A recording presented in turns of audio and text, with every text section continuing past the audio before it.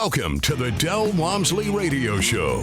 Listen and grow as Del questions the status quo, encourages you to think differently, and empowers you to make a better life. Get ready as Del challenges core beliefs, seeks the truth, and reveals the roadmap to the lifestyle you really want.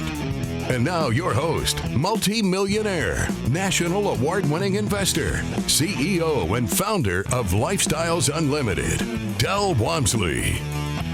Welcome to Del Walmsley Radio Show, where the hype ends and the help begins. I'm your host, Del Walmsley, and as always, we're working on your financial freedom. Well, my friends, I've been working on a series, actually it was a three-part series, about 3 rules of investing that I've found to be true in my 35 years of investing in real estate that have allowed me to have really good results. So, last time we were on, which was yesterday, I believe, we discussed rule number 2, which was there's got to be cash flow. For those of you listening, picking this series up for the first time, I would suggest you go back and listen to the podcast, but I'm going to give them to you right now. Rule number 1 was never lose money. And I've never lost money in 35 years of investing in real estate. Every real estate transaction I've done has ended in a positive transaction. As an investor, I did buy one condo as a personal ownership when I was a young boy and had no idea what I was doing and did not make money on that particular deal. Lost money on that deal. But that was way before I ever started investing in real estate, by about 10 years or so. Rule number 2 is there's got to be cash flow, because until there's cash flow, you can't retire. You can't live off air. There has to be money coming in. The biggest mistake most people make in life is that they believe that retirement is a pile of money, and that you pile up this money, you quit your job, and then you try to die before you run out of money, because once the money's gone, it's gone.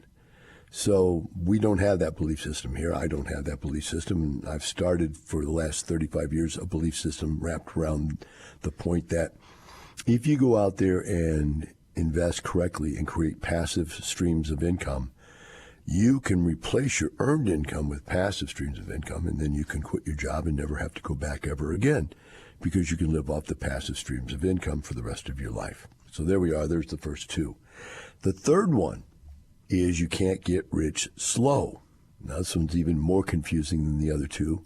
Most people have been told their entire life you can't get rich quick, and that's absolutely a lie. In fact, once you really find out about how to become rich, you'll realize you have to make massive amounts of money. Now, the challenge for that is that when you first start out as a young person and you have no way to earn massive amounts of money, you're starting out with small amounts of money. Now, when you start out with small amounts of money, you have to build up your ability to earn larger and larger chunks. However, if you go at this from a point of view where you're only making 2 or 3 or 4%, like what a savings account pays, you're never going to get rich. If you buy a home and put a mortgage on it and pay the mortgage off, you're never going to get rich. If you put money into a 401k and just leave it there and hope that it goes up in value, you're never going to get rich. These slow approaches, these middle-class approaches to finances just don't work. On the other hand, if you can go out and figure out how to make 100% return on your money each and every time you do it, then you're going to get rich quick. And that's what we're here to talk about today, is how to get rich quick. Also, though, today, I've got another topic I'm going to bring in, and that is, in the end of yesterday's show, I brought up an email about a guy who said that everything we do is luck, and that there really is no knowledge or experience or right ideas and wrong ideas. It's all just a matter of luck. If you happen to invest in whatever it is you invest, he names multiple different investment strategies. If you hit it right, you get rich, and if you hit it wrong, you lose money. And that's because he believes in speculation, or at least he's come to believe in speculation, because that's what most people believe life is speculation. It's gambling. And when we get into this, how do you get rich quick, get rich slow, then you have to go back to rule number 1. Don't lose money. How do you not lose money? You don't lose money by not gambling. Gambling is speculation. It's when you buy something and expect that somebody else will pay you more for it. And when you do that, you're gambling. And so if you buy your own personal residence thinking, I'm going to buy this in a good neighborhood and it's going to go up in value, well, it might, and it might not. That's all later to be seen. if you buy stocks and go, oh, these are good blue chip stocks or whatever they call them, I don't even know. And you go, those are going to go up. They always do. My dad said they did. My grandpa said they did. That doesn't mean they will. And even if they do, they might come right back down again. So to believe that you can get rich by gambling, by hoping that someone else is dumb. Now, what do I mean by that? I call it the greater fool theory. That is, someone out there is dumb enough to take a piece of paper. I'm going to sell them a piece of paper. What do you really sell people? You sell them a piece of paper. What do I mean by that? Well, it's a stock. What is a stock? Actually ownership in the company? Do you actually get to go to the company and tell everybody what to do? No. It's a piece of paper. And the piece of paper represents the fact that you own some just totally indescribable amount of interest in this company. And you buy and sell these pieces of paper like they're actually worth something, which they're not. In the reality, go try to take it. Take your stock of Microsoft up to Microsoft, go in the front door and go, I'd like to take my stock and cash it in. I'd like to take my stock and sit in the board of directors meeting and vote. You don't get any of those rights. You don't have any rights. You own a piece of paper. Same thing with owning a house. You own a house on a piece of paper, right? That's all there is to it. You're buying a piece of paper that says you own a deed. You don't own the house. You own a piece of paper that says you have certain rights to the house. But in this particular case, he says that prices were very, very low then, and you can't get those prices anymore.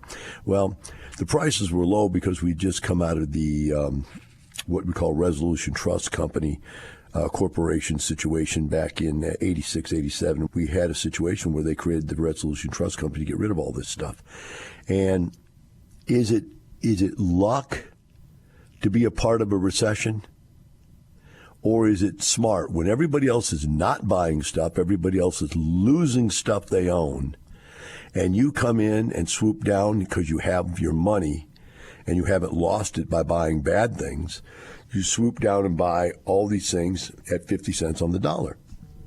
I don't think it is. Also, when you look at it, my dad bought his first 3-bedroom, 2-bath, one-car garage for $10,000 when I was a kid. These houses were worth $50,000. I was buying them for $25,000. So the prices don't ever go down. They just keep going up. A couple of years later, the prices were $100,000, then $200,000, then $300,000. And they're about $300,000 now. Bottom line, though, is that back then I only made $200 a month positive cash flow, and now you can make $500 a month positive cash flow. So when you really look at it, yeah, the rates of return were incredible at that very moment. But who was smart enough to buy when everybody else was selling, when everybody else was going broke? Is that really luck to do that, to find? And really, I did it again in 2008 when everybody else was getting out of real estate. I was buying when everybody else was losing their property or just going out of business. And I did it again in 2010. So I've made, you can't get rich slow. I made massive amounts of money in about 3 different times in my life where the money I made was just ungoshly big, large rates of return. And that catapulted me into a multi-millionaire, not just a millionaire. I made millionaire just by buying rent houses. But this was multi-millionaire because I was buying these big deals and getting them done under great rates of return. So can you do it with a small property? Yes, you can do it with a house. You can do it with a duplex, 4-plex. You can do it with a small apartment complex, 5 units and more. He goes on. All the people on Teldell are already rich and can afford to throw $500,000 or more than $1 million on real estate and forget about it until it pays out. Okay, that particular belief system is probably my fault. And let me tell you what I mean by that. There are tons of people at Lifestyles that come in and buy one rent house. They don't have lots of money. They come in and buy one rent house. Now, I don't believe that you lead by following. I believe you lead by leading. It's a weird belief. I know that. Most people believe like you get into politics and you lead by following, by never doing the wrong thing, by always following polls, whatever. No. So to me, when I know I can help anybody get into one rent house, it doesn't make a lot of sense to go on a radio show that's in 106 different radio stations or however many there are, because, by the way, they change them all the time. We're in syndication, so they pick us up, they throw us off, whatever. So I don't know the exact number, but it's over 100 radio stations generally. Does it make sense to put a guy on there and figure out how to buy one rent house, or that we help buy one rent house?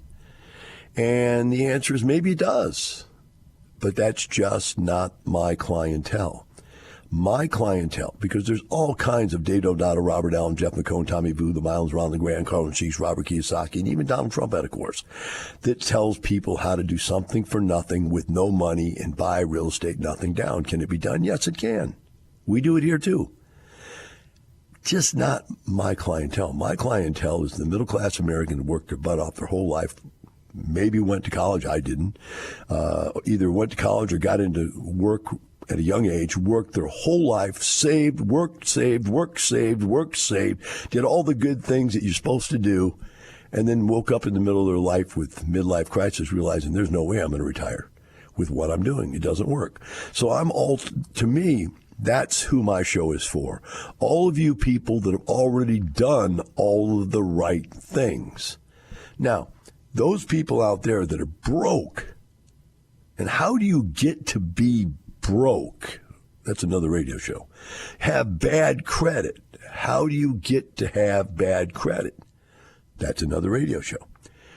Those people are not necessarily who my program's for. So when this guy says, well, you're putting all these people on that have 100,000 or 500,000, yeah, I'm giving you all the people that have 500,000 in their 401k who can never retire with that. Pull it out and turn that 500,000 into 2 million and retire. Yeah, it's a different story. I get that. And it's my fault that he sees that.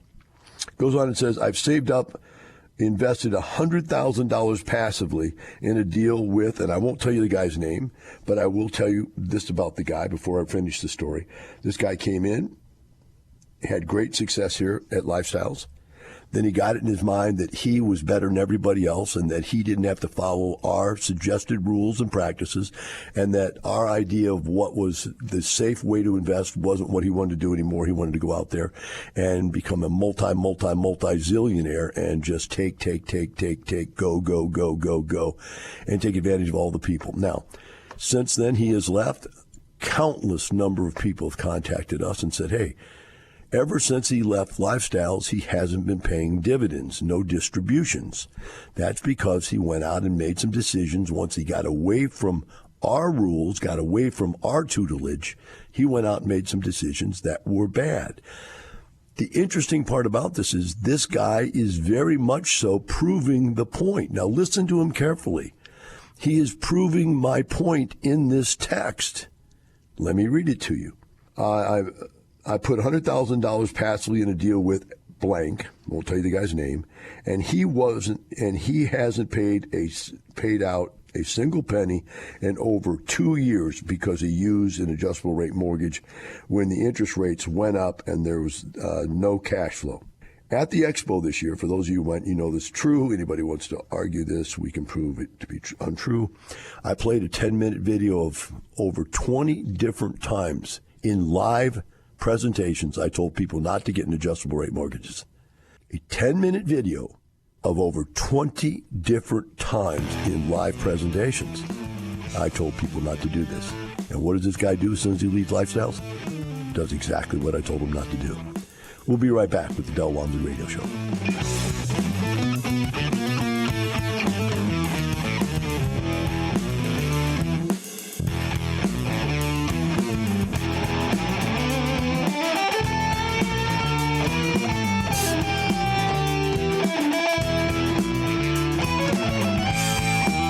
Teaching you with a roadmap to creating the lifestyle you really want. Keep listening. The Del Walmsley Radio Show returns in moments. I created these case studies 30 years ago for this reason. You're the accountant, you're the CPA, you're the engineer, the IT guy. Do you follow what I'm saying? You're that little quiet cubicle guy. And you don't see yourself as a rich millionaire. So I have to bring the cubicle people up here. And you go, honey, look, he's got the same shoes I have on, right? And he speaks in the same language that I speak in. And you've got to be able to see somebody you can relate to or relate with for this to work. Part of the reason I want you to speak to other people is because half of your, I'd say, challenge is that you don't believe you can be rich. Is that you don't believe you can retire within 5 years. Until you can reconcile that in your mind, you won't be willing to take the steps necessary to get there. Join us today. Check for in-person and online dates at lukstudy.com. You're hearing the Del Walmsley Radio Show. Want more life-changing knowledge? Access our podcast and listen on demand at lifestylesunlimited.com under the radio tab. Now your host, Del Walmsley. Welcome back to the Del Walmsley Radio Show. Today we're in the middle of dissecting an email from a gentleman who believes that everything we do is luck, and he is a member. Has invested in a deal. I don't know. I don't even know that he's a member. I don't think he is a member, but I think he invested with the guy after the guy left Lifestyles. But I'm going to go back again since it's a new segment. I'm just going to re-up this real quick, and then I'm going to bring you back into where we're at. It says, I saved up over $100,000 and passively invested with this guy. He gives his name. I won't. And hasn't paid out a single penny in over 2 years because he used an ARM, adjustable rate mortgage. And when interest rates went up, there went the cash flow. I thought if I had invested the $100,000 with him in 2008, I would have made 20% cash flow and $200,000 in 2 years, and done it again between that time and the next. And right now, I'd be on my way to becoming very rich. So the guy is denying his own point. When this member, whose name I won't give out, was a member here, he did very well, and he had very high returns for these people, right? And then when he left, he did something I told everybody not to do, which was to get into adjustable rate mortgages. And this guy went ahead and did it, so now he has no cash flow because the interest rates on the adjustable rate interest rate, loan went up. And so there's no cash flow. What he doesn't understand is that he's stuck in that deal, and now he's not making any money. And other people are in other deals right now that are making money. But in his mind, nobody's making money because it was just bad timing. Well, it wasn't bad timing. It was bad information. It was a bad approach that this gentleman took after he left. And since he's left, like I said, we've had many people contact us and say, hey, I'm not getting paid by this guy anymore. What's the deal? And we're going, hey, look, didn't you know? Didn't he tell you? He left. He's not here anymore. He's doing his own thing his own way. So this guy has completely denied or destroyed his own argument that all this is luck, when you see that when he had mentorship, he was doing great. Without mentorship, he just fell apart. Goes on and says, there are REIT companies buying up every single family property instantly that make good rentals. That just isn't true. The bottom line is that commercial investors, REITs and so forth, only own about 20% of all rental real estate. That's all rental real estate. You get that? All rental real estate, only about 20%. So to say that they're buying up every single family house is a lie. And he's saying they're buying up all the ones that make good rentals. That's not true. We're buying single family houses left and right that make great money, okay? Goes on, says, though with the down payments and interest rates today, any money I invest would be gone until I make a positive return years later, and I need that money to survive. So now he's making the argument, because it's not as easy as it was before, if I invest any more money, I'll just lose it too, or have it tied up, and that's what really he's in. He's tied up in a deal that isn't paying him any returns at this time, and I need that money to live on, okay? So that's just a personal argument, which is probably true. Goes on and says, when I hear other people have made millions in the stock market and in crypto that are no longer good investments, they all have done so by taking action and being lucky at the time. Well, I'm going to take it one step further and say, sir, it's not just that they weren't good investments now, they weren't good investments then. And yes, they did get lucky. Those are all speculations. It might as well have been, in Las Vegas gambling. And some people gamble and they get lucky. And he's right. Some people gamble and they get lucky. But you can't come back with the argument that I've been doing this for 35 years and never lost money and say that that's luck. You can't say that I've made massive return after massive return after massive return, but not tied together. In other words, the very argument you're saying it doesn't happen all the time is the argument for having the information and education of when to do it. So he's killing his own argument. Goes on and says, so really it's about luck. If you were born later and worked at the gym now, you wouldn't have been able to retire within a few years today, as you need way more money to get started. That's absolutely not true. I could have done it now just as easily as I did it then. way more money is a relative thing, my friend. I mean, everything's more expensive. Gasoline is now, $4 or $5 a gallon. So are you saying that no one can become successful because prices are too high? Boy, if they are, then you guys are really, really got a problem. The whole world's coming to an end. It says, if I had your mentor and the money back then, I'd be worth millions now. That's not necessarily true, because my mentor helped me buy the first 4 houses. That's all. And the truth of the matter is, before I ever ran into my mentor, I'd already decided I was going to do real estate. I'd already gone out and looked at deals. I just happened to find a broker that was pushy. And I tell the story with emphasis only to make you understand that even though I had already decided I was going to do it, I was still hemming and hawing, scared. And the broker basically told me, buy this or I'm going to buy it. Somebody else is going to buy it, so just do it. And I did. And it doesn't mean you necessarily would do it. I could have come up with the attitude, well, only lucky people win, and I'm not a lucky person, and not done it. So your comment and his final comment is, it's all about taking action and being lucky, not having a secret formula or superior knowledge. Well, I really feel sorry for this gentleman for a couple reasons. One, the attitude is going to kill him for the rest of his life. 2, he's got $100,000 tied up in a deal that's not making any money for him, and I'm really sad to hear that for him. And 3, he invested with a guy that's left lifestyles. I'm really sad that he's with a guy that decided to go out on his own and prove how smart he is, although he's not that smart. In fact, he's already decided to get rid of his investments, and he's divested his management company and is letting somebody else manage the investments because whatever reason, I'm not going to speculate what his reason was. But it's true, he has given up his management position and moved on to other things, which he enjoys doing, like raising capital to try to get more people to buy into more deals that don't pay dividends. That's a joke I'm making, right? I don't know if his deals make any dividends or not, but I'm just saying, why would you give up the deals you already have with all the members you have invested, all the people you have invested in your deals, and you've made them this promise you're going to go out there and be successful and make them money, and then just drop them in the grease and let somebody else take all that over and manage it for you, and you're going to go out and start raising capital to do more deals. That seems kind of self-centered to me, and a little greedy. So, is it luck? Well, maybe it's unlucky you met that guy.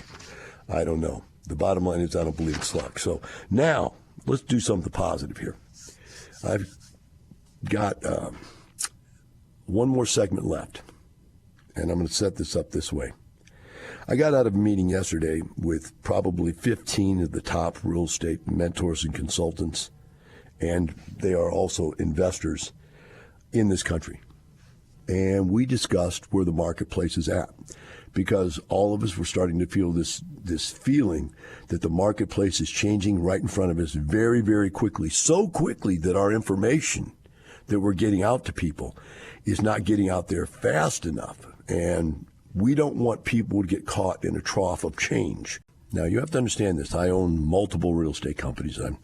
I can't keep count. We keep opening them as fast as I can in other states, so I want to have one in most states. I know I have at least 7 of them, maybe 8 of them now. I own a mortgage company. We're looking at adding to our mortgage company all over the country. I have access to 50,000 clients who are buying and selling constantly, and I have mentors and consultants all over the country. So I have access to information, massive insider information about what's going on. And I just want to let you know what we know. You say, well, Del, why would you give that away? Because it doesn't matter if we give it away. It doesn't matter if we give it away because you can't take action on it unless you can get a hold of what we have. And to do that, all you have to do is become a member. But until you're a member, it doesn't really matter. I'm doing it because there's thousands of my own members that listen to me, and they don't on a day-to-day basis look up whatever informational data we're putting out or changing on our educational packages. So I just want people to be heads up aware of this, and for the rest of you, it doesn't hurt you to hear it too. So what's going on? Well, there are hundreds and hundreds and hundreds of apartment complexes that have been purchased over the last 5 years with interest rates that were very low. when the interest rates got as low as they could possibly go and the prices had gone as high as they could go, because every time they lowered the interest rate, the prices went up. It was like the sellers could see they could get more and more and more for the property if a guy could pay less and less and less on the mortgage. So they just kept raising the price. At some point, the price made no sense at all. Absolutely not to anybody that had any common sense at all about operating an apartment complex. But there are most people that get into the apartment industry don't get into it to operate them. They get into it to buy it and then sell it and make capital gains. Remember, you can't get slow. You got to have a giant capital gains to get rich. Well, these people have run up against this problem. Once they ran out of being able to lower the interest rates, they started giving them IO, interest-only payments, which meant that their payment was only half as large as it should be because you weren't paying the principal down. They started then giving them adjustable rate mortgages. They were saying, okay, look, we'll take your interest rate down even lower, but we've got to have an adjustable part on there so it can go back up if interest rates start to go up. Well, interest rates started to go up. Well, they put on these things called caps. And so they'd make you buy a cap. So, if this interest rate goes up too much, it's going to blow this whole deal up. The bank, you're going to go broke. The bank's going to have to take the property back. They really don't want to take it back. So they started making people buy these interest rate adjustable caps. And then the interest rates went up so fast, so quickly that even the caps didn't cover it, and these deals started blowing up. So they started making people save for their next cap. And so they're forcing them to create escrow accounts, whereas they have to save money to get ready to pay the next cap because their 1 year, 2 year, 3 year adjustable interest loan is running out. Now, most people didn't understand is when they bought these loans, they were 3-year loans with one called 3-1-1s. In other words, you get 3 years of the adjustable rate that will adjust.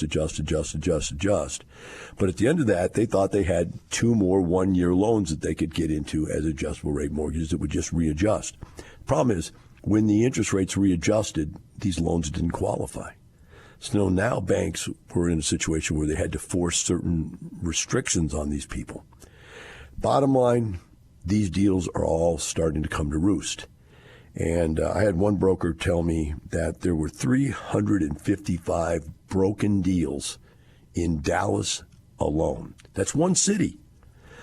These apartment complexes are going to be forced this year to either sell or refinance, and most of them would never be able to qualify to refinance unless they come up with some really funky finance terms on these deals.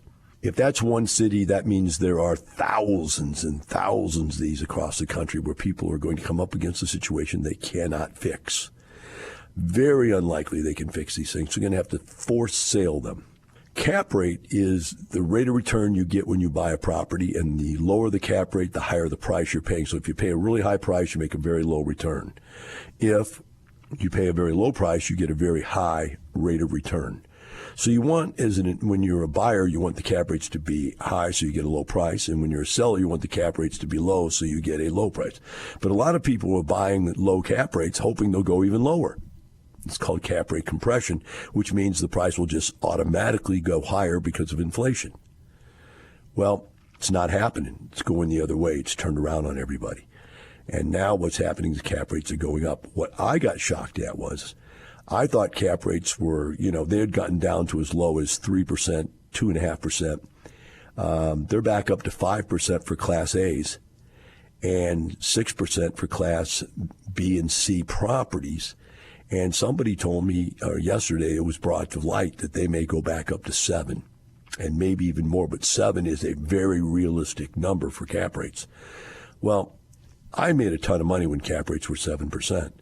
I made very little money when cap rates were 2 and 3% and 4%. In fact, I didn't buy then because I thought that was ridiculous. But these people that are in at 2 and 3 and 4 cap rates, they're going to have almost no way of selling their property for what they paid for it. They're going to lose money. When they lose money, they might lose so much the bank has to take it back. And all of a sudden what's going to happen is there's going to be a glut. Now, right now, the sellers don't want to admit to themselves, and they're just trying to hang on. They're all thinking, because the Democrats are telling them this is going to be an easy, soft landing recession and that interest rates are probably going to start going down pretty soon. Interest rates are not going down. Everybody we spoke to yesterday said they believe interest rates are going up at least another point this year. One person speculated a half a point in the first change and then 2 quarter points after that. Bottom line, guys, it's going to be time to buy in a very short period of time, and you better be ready. Because if you are, you're going to get rich. And those people that did it wrong are going to lose money. We'll be right back tomorrow with the rest of the story. Have a great day. We'll see you then. The information and opinions you hear on the Del Walmsley Radio Show are those of the host, Del Walmsley, his guests, and his callers. The Del Walmsley Show is for entertainment purposes only. Please consult a professional regarding your personal investment needs. Nothing presented on the Del Walmsley Show constitutes an endorsement, recommendation, offer, or solicitation to buy or sell any product or security.